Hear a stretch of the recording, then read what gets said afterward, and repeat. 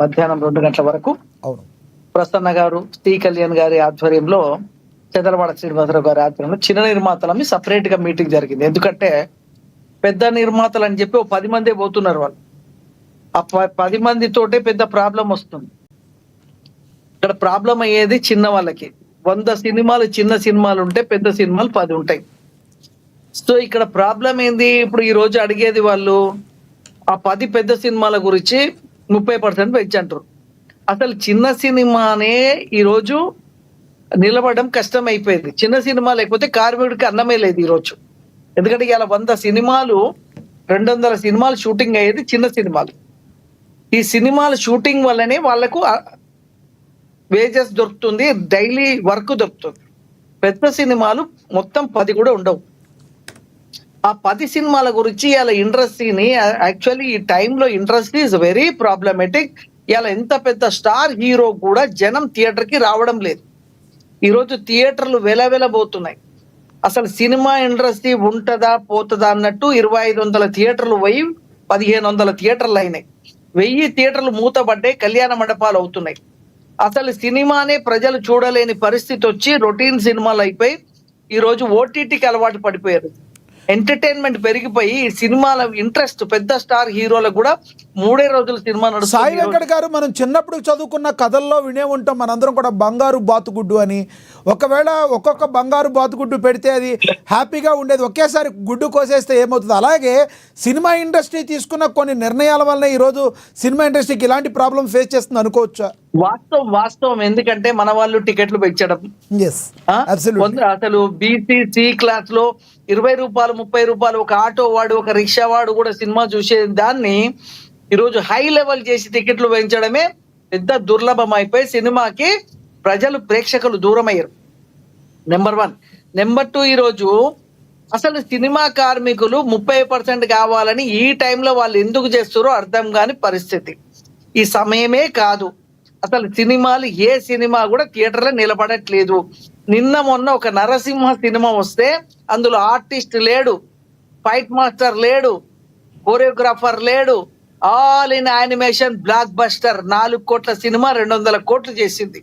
అంటే అందులో ఆర్టిస్టే లేడు, టోటల్ బొమ్మల మీద సినిమా. అంటే జనము ఎట్లా అయిపోయారు అంటే మైండ్ సెట్ చేంజ్ అయిపోయింది. స్టార్ ఉంటేనే సినిమా చూద్దామనే రోజులు పోయినాయి. ఇప్పుడు సినిమా నిలబెట్టుకోవాలి. ఇప్పుడు సినిమా థియేటర్ సినిమా ఇండస్ట్రీ నిలబెట్టుకుంటేనే ఈ కార్మికులకు పని దొరుకుతుంది. మేము ఈ రోజు ఒకటే అల్టిమేటం ఇచ్చాం. ఇప్పుడు చిన్న సినిమాలు 10 కోట్ల లోపు నిర్మించే వాళ్ళకి వేజెస్ పెంచడం అనేది ఇంపాసిబుల్. మేము పెంచలేము. ఒకవేళ మీరు ఇలాగే బెట్టు చేస్తే అదర్ తెలంగాణ ఫెడరేషన్ వాళ్ళు వచ్చేసారు మేము చేస్తామని, అండ్ అదర్ ఫెడరేషన్ నుంచి కూడా తీసుకుంటాము, కొత్త వాళ్ళని టాలెంట్ వాళ్ళని తీసుకుంటాము. నిర్మాతకి ఎవరన్నా వచ్చి మేము డిస్టర్బ్ చేస్తే తాట తీస్తామని కూడా చెప్పినాం ఈ రోజు ప్రెస్ కాన్ఫరెన్స్ లో. ఎవడన్నా వచ్చి డిస్టర్బ్ చేస్తే ఆడ ప్రొడ్యూసర్ ని డిస్టర్బ్ చేస్తే, షూటింగ్ లో డిస్టర్బ్ చేస్తే మక్కిలు ఇరుగుతాయని కూడా ప్రెస్ లో ఈజీగా మధ్యాహ్నం చెప్పడం జరిగింది. అంటే ఇక్కడ వెంకట్ గారు ఇంకొకటి, ఇప్పుడు సినిమా కార్మికులు అనే కాదు, ఎక్కడైనా కూడా కొన్ని యూనియన్లు ఉంటాయి. ఎప్పటి నుంచో వాళ్ళు తమ సేవని అందించుంటారు. ఇప్పుడు వాళ్ళకు ఒక కష్టం వచ్చి చెప్పినప్పుడు వాళ్ళని బుజ్జగించే ప్రయత్నం అయితే చేయాలి కదా. మీరు చేస్తే చేయండి, లేకపోతే లేదు, మేము వేరే వాళ్ళతో చేయించుకుంటామంటే ఎలా? కష్టం వచ్చినప్పుడు చెప్పే విధానం వేరుంటది. దాన్ని నోటీస్ ఇచ్చి షూటింగ్లు సడన్ గా షూటింగ్లు బంద్ చేసి బ్లాక్ మెయిల్ చేసే నేచర్ కాకుండా లక్షల నష్టం వస్తుంది. షూటింగ్ జరుగుతున్నప్పుడు ఒకరోజు షూటింగ్ ఆగితే లక్షల రూపాయల నష్టం వస్తుంది. ఒక వ్యవస్థ, ఒక ప్రొడ్యూసర్ అనేవాడు ఒక యజమాని బాగుంటేనే వ్యవస్థ బాగుంటది, అందులోని వ్యక్తులు బాగుపడతారు, వాడికి ఫుడ్ దొరుకుతుంది. అంతేగాని బ్లాక్ మెయిల్ చేసే రాజకీయాలు కానీ ఉన్నారంటారా సాయి వెంకట్ గారు?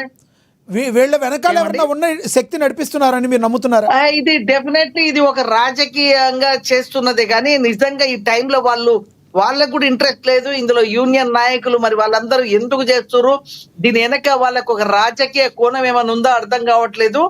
బట్ ఈ టైంలో అందరికి తెలుసు సినిమా చచ్చిపోయింది. పెద్ద స్టార్ సినిమాకి వస్తే 3 రోజుల సినిమా థియేటర్ జనం వస్తలేరండి. మీరు వెళ్ళి చూడండి, లేదా బుక్ మై షో కొట్టండి. పెద్ద స్టార్ సినిమాకి జనం లేరు. అవును, 500 కోట్లు పెట్టి సినిమా తీస్తే 50 కోట్లు వస్తలేవు. 450 కోట్లు పోతున్నాయి జనాలు పెద్ద సినిమాలు తీసుకుంటే. చిన్న సినిమా తీసుకుంటే నేను 8 కోట్లు పెట్టి మొన్న సినిమా తీస్తే నేను ప్రతిరోజు షూటింగ్ జరిగితే కార్మికులకు అందరికీ డబ్బులు ఇచ్చాను, వాళ్ళు సేఫ్. ఆర్టిస్టులకు డబ్బులు ఇచ్చాను, వాళ్ళు సేఫ్. లొకేషన్ ఏరియా ఇచ్చాను, వాళ్ళు సేఫ్. ప్రొడ్యూసర్ గా నేను సినిమా ఇప్పుడు రిలీజ్ చేయాలంటే నాకు ₹1 కోటి కావాలి. రిలీజ్ అయితే కూడా ₹10 వస్తో లేదో నమ్మకం లేదు. ఎక్కడ ఎవరు లాస్ అవుతుంది ఇక్కడ? Artist safe, technician safe, everything safe. But producer చాలా మంది ఆత్మహత్య చేసుకునే పరిస్థితి ఉంది. సో దీన్ని ఆలోచించి ఇప్పుడున్న పరిస్థితుల్లో ఇండస్ట్రీని కాపాడే ఆలోచన చేయాలి కానీ బ్లాక్ మెయిల్ రాజకీయాలకు పాల్గొని మేము అట్లా చేస్తాం, ఇట్లా ఇవాళ 4వ రోజు షూటింగ్ బంద్ చేస్తాం, ఇది బ్లాక్ మెయిల్ చేస్తూ ఇండస్ట్రీని భయపెట్టియడం ఇది కరెక్ట్ కాదు. నిన్న చిరంజీవి గారి దగ్గర పోయినప్పుడు కూడా ఆయన ఒకటే చెప్పాడు, సామరస్యంగా పరిష్కారం అవ్వాలి. ఒకవేళ రేపటి రోజుల పరిష్కారం కాకపోతే నేను ఎల్లుండి ఏం చేయాలని చెప్పి ఆయన కూడా ధీటుగా గట్టిగా సమాధానం ఇవ్వడం జరిగింది. దీన్ని బట్టి చూస్తే చిరంజీవి నిన్న నిర్మాతల మండలిలో ఒక నిర్మాత అయిన సి కళ్యాణ్ గారు నిన్న ఒక బయట ఒకటి ఉంది, సి కళ్యాణ్ గారిది ప్లే అవుతుంది, చూద్దాం సార్. ఇండస్ట్రీ తరఫున ప్రొడ్యూసర్లందరూ చిరంజీవి గారిని కలిసి సమస్య చెప్పుకోవటానికి, ఇప్పుడు దాకా జరిగింది ఏంటి ఇది అనేది చెప్పుకోవటానికి మేము ఇక్కడ రావడం జరిగింది. చిరంజీవి గారు ఒకటే మాట చెప్పారు, ఇలా సడన్గా షూటింగ్ లాగటం బాధాకరమైన విషయం. అట్ ద సేమ్ టైం మీరు ఒక సైడ్ మీరు చెప్పారు, మీ వెర్షన్ నేను విన్నాను, అదర్ సైడ్ వెర్షన్ కూడా నేను తెలుసుకోవాలి.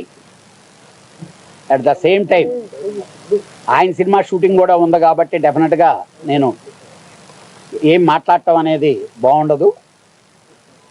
అదర్ సైడ్ వెర్షన్ తెలుసుకున్న తర్వాత నేను ఈ 2-3 రోజులు మాత్రం వెయిట్ చేస్తాను. మీరు ఒక సామరస్యంగా ఒక కొలిక్కొచ్చి షూటింగ్లు స్టార్ట్ చేస్తే సరి, లేకపోతే 3 రోజుల తర్వాత whatever we're going to take the decision అనేది ఆ రోజు.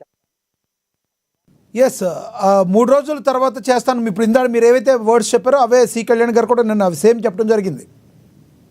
చిరంజీవి గారు ఏంటంటే సాఫ్ట్ మనస్తత్వం ఆయనది.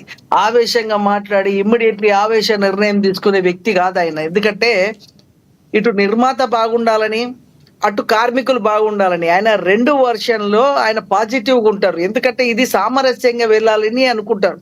నిన్న బాలకృష్ణ గారు కూడా అదే చెప్పారు, 4 సినిమాలు నేను సంవత్సరానికి తీస్తాను, ఎందుకంటే ప్రొడక్షన్ అనేది తగ్గిపోయింది. ఇదివరకు 5-6 సినిమాలు తీసేది ఆ రోజుల్లో హీరోలు.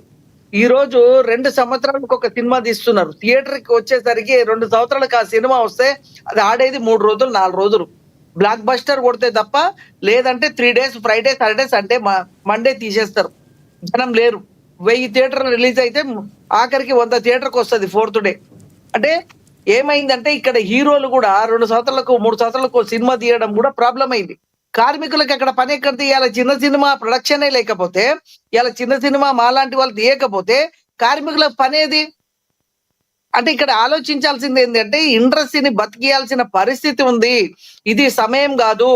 వరల్డ్ మార్కెటే బాగలేదు, ఇండియా మార్కెట్ బాగలేదు, తెలంగాణ ఆంధ్రప్రదేశ్ మార్కెట్ కానీ ఏ మార్కెట్ కూడా సాఫీగా లేదు, అన్ని కూడా ప్రాబ్లంలో ఉన్నాయి. ఈ టైం కరెక్ట్ కాదు. వెయిట్ చేయాలి, నోటీస్ ఇవ్వాలి. నోటీస్ ఇచ్చి 3 నెలల మమ్మల్ని పిలవండి, చెయ్యండి, మీరు పిలవకపోతే మేము సమ్మె చేస్తామో నోటీస్ ఇస్తూ దానికి ఇచ్చేయాలి. కానీ సడన్ గా